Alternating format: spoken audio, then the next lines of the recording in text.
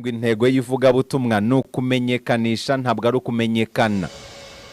Igitangaje abavugabutumwa b'iyi minsi bita ku kumenyekana, bakibagirwa ku kumenyekanisha ubutumwa. Yigeze no kuvuga ngo kugera ku ntego nyinshi wihaye, iyo bitarimo intego n'imwe y'Imana mu kubaho kwawe, ni uguhusha intego.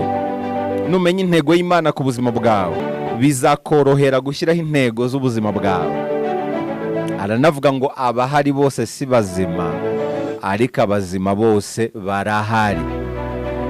Ni nka bya bindi by'uko indirimbo yo mu mutima ni wo mutima w'indirimbo, ubuzima bwo mu mutwe ni wo mutwe w'ubuzima, ubuzima bwo mu ibanga ni ryo banga ry'ubuzima.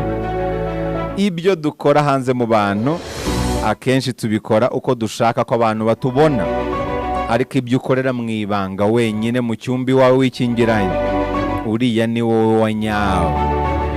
Niba ushaka kumenya wowe wa nyawe, uzarebe ibintu ukora nta muntu n'umwe uri kukureba, uriya ni wowe wa nyawe. Ubuzima bwo mu ibanga rero ni ryo banga ry'ubuzima. Uwo uri we wa nyawe ni biriya wikora wenyine abantu batakubona. Buriya buzima bw'ibanga niho uvoma imbaraga nyinshi ukoresha mu buzima bwa buri munsi.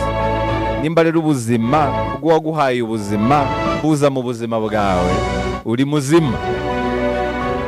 Nkomeza arakubwira ngo icyo gihe na bwa buzima bw'ibanga buba burimo uwaguhaye ubuzima, buba burimo Imana.